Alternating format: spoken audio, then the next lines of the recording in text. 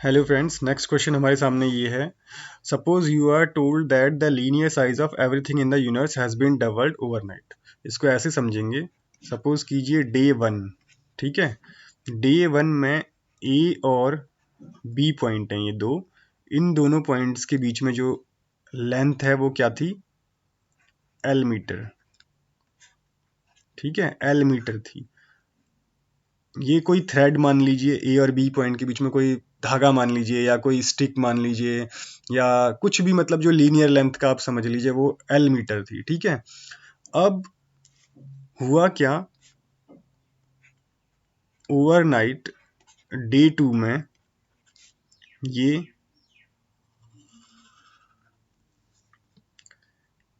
ए point से B point के बीच में इसकी लेंथ क्या हो गई? 2L मीटर्स हो गई, क्योंकि डबल हो गई है, तो ये क्या हो जाएगा? 2L metres. ठीक है। अब क्वेश्चन ये है, can you test this statement by size with a metre stick. अब वो ये कहना चाह रहा है, क्या आप इसको किसी मीटर स्टिक से मेजर कर सकते हो कि ये डबल हो गई है? इस चीज को डिफाइन कर सकते हो कि ये जो ए बी के बीच में जो लेंथ है वो 2L मीटर हो गई है, किसी मीटर स्टिक से नाप सकते हो? तो पहला जवाब जो इसका है, ए क्वेश्चन जो उसने पूछा है, ए कि क्या आप मीटर स्टिक से मेजर कर सकते हो, तो इसको हम लिखेंगे नो। क्यों लिखेंगे नो? क्योंकि देखिए, सपोज कीजिए यहाँ पे मैंने एक मीटर स्टिक ली। ठीक है, इस मीटर स्टिक से मैंने इसको नापना चाहा इसको। ठीक है।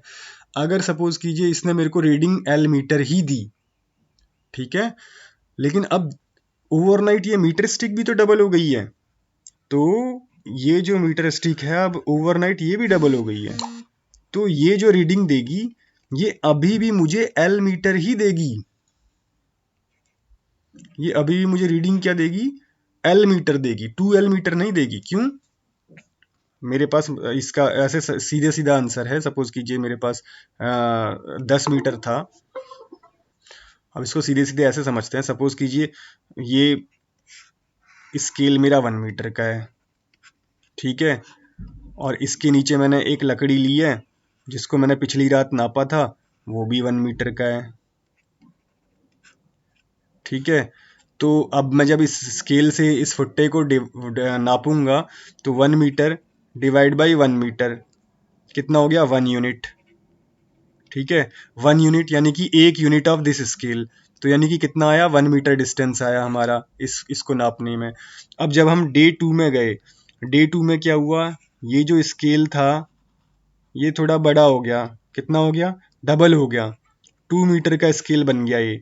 हालांकि इसके ऊपर जो मेजरिंग यूनिट थी वो 1 मीटर ही लिखा होगा, उसके ऊपर जो प्रिंटेड, उसके ऊपर कुछ भी प्रिंट हुआ होगा वो 1 मीटर होगा, बट वो स्ट्रेच होके 2 मीटर हो गया है। ठीक है। अब हुआ क्या है, मेरी स्टिक भी डबल हो गई है। ठीक है, स्टिक भी मेरी 2 मीटर हो गई है।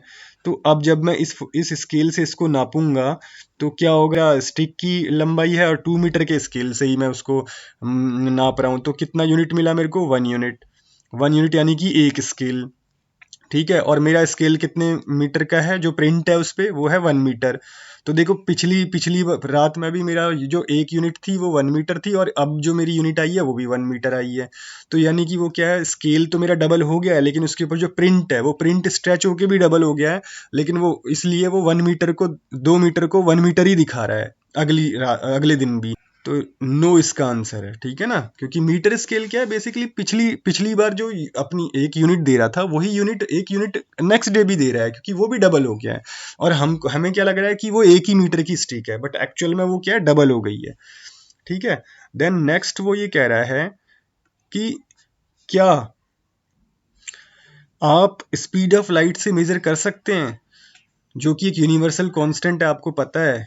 तो बिल्कुल, ये बिल्कुल हम कर सकते हैं मेजर। यस, हम मेजर कर सकते हैं। क्यों मेजर कर सकते हैं? देखिए, सपोज डे वन में हम सपोज कीजिए हमने क्या किया, ए पॉइंट, और हमारे पास कोई स्केल वगैरह कुछ नहीं था, हमारे पास मेजर करने के लिए खाली हम स्पीड ऑफ लाइट से मेजर कर सकते थे। हमें पता है कि स्पीड ऑफ लाइट जो है वो ट्रेवल करती है कितनी स्पीड से? 3 × 10⁻⁸ मीटर पर सेकेंड। 3 × 10⁸ मीटर पर सेकेंड। ठीक है, सपोज कि ये उसने ट्रैवल ए पॉइंट से बी पॉइंट में ट्रैवल करना शुरू किया और टाइम कितना लिया, टी। ठीक है, टी टाइम में वो ए पॉइंट से बी पॉइंट तक ट्रेवल कर गया at the speed of 3 × 10⁸ metre पर सेकेंड। ठीक है, अब ये यूनिवर्सल कांस्टेंट है, क्यों? क्योंकि यहाँ पे टाइम चेंज नहीं हो रहा है, वो उसी स्पीड से ट्रेवल कर रहा है। ठीक है, 3 × 10⁸ मीटर पर सेकेंड की स्पीड से ट्रैवल कर रहा है, तो इस उसको टाइम लगा ए से बी तक टी। अब नेक्स्ट डे 2 में जब हमने ट्रैवल कराया, देखिए स्पीड तो सेम है, तो अब वो क्या है, जो ए से बी के पॉइंट का डिस्टेंस क्या हो गया, डबल हो गया है, 2L मीटर हो गया है। तो अब क्या होगा, जो टाइम पहले ट्रैवल करने में लग रहा था, अब कितना लगेगा, डबल टाइम लगेगा, क्योंकि लेंथ बढ़ गई है। देखिए मीटर स्टिक तो डबल हो गई थी पिछले केस में, लेकिन देखिए हमारे केस में, इस नेक्स्ट केस में क्या हो रहा है, स्पीड ऑफ लाइट हमारी कांस्टेंट है, उसको अब ये ए से बी पॉइंट जाने में कितना टाइम लग रहा है, 2T। ठीक है, तो अब हम यहां से कंपेयर कर सकते हैं इन दो पॉइंट्स के बीच में कि भाई जो पहले T लग रहा था अब लग रहा है 2T। ठीक है, तो डिस्टेंस यानी कि क्या है, डबल है। ठीक है, डिस्टेंस डबल हो गया है। जब डबल टाइम लग रहा है तो डिस्टेंस क्या हो गया, डबल हो गया है। तो बिल्कुल हम स्पीड ऑफ लाइट से क्या कर सकते हैं, चेक कर सकते हैं, एग्जैक्ट जो रीडिंग है वो ले सकते हैं। ठीक है, अब थर्ड केस में वो कह रहा है कि क्या हो अगर सारी की सारी जो घड़ियां हैं वो हाफ स्पीड से चलने लग जाएं। अब जो सी कह रहा है वो, सपोज कीजिए कोई घड़ी है, ठीक है, उसको घूमने में पहले एक पूरा सर्कल काटने में, उस घड़ी को पूरा एक सर्कल लेने में टी टाइम लग रहा था। अब क्या हो गई है, ये घड़ियां क्या हो गई हैं, हाफ स्पीड से चलने लग गई हैं।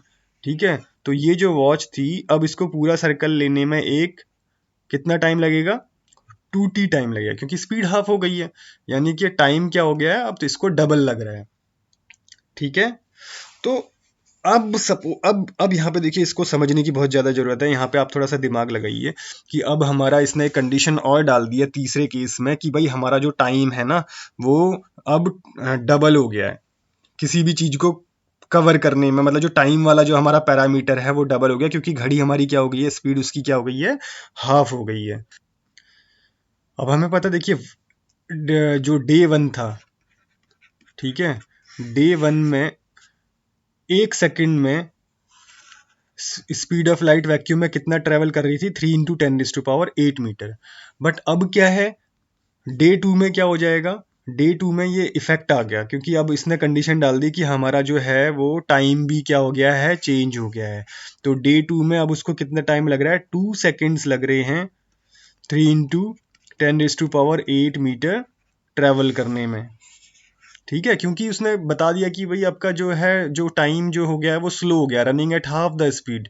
ठीक है, तो यानी कि अब जो केस सी है हमारा, तो उस केस में भी हम मेजर नहीं कर सकते हैं, बस इस सेकंड केस है जिसमें हम मेजर कर सकते हैं, क्योंकि थर्ड केस में जो हमारा यूनिवर्सल कांस्टेंट जिसे हम बोलते हैं वो भी अब कांस्टेंट नहीं रह गया।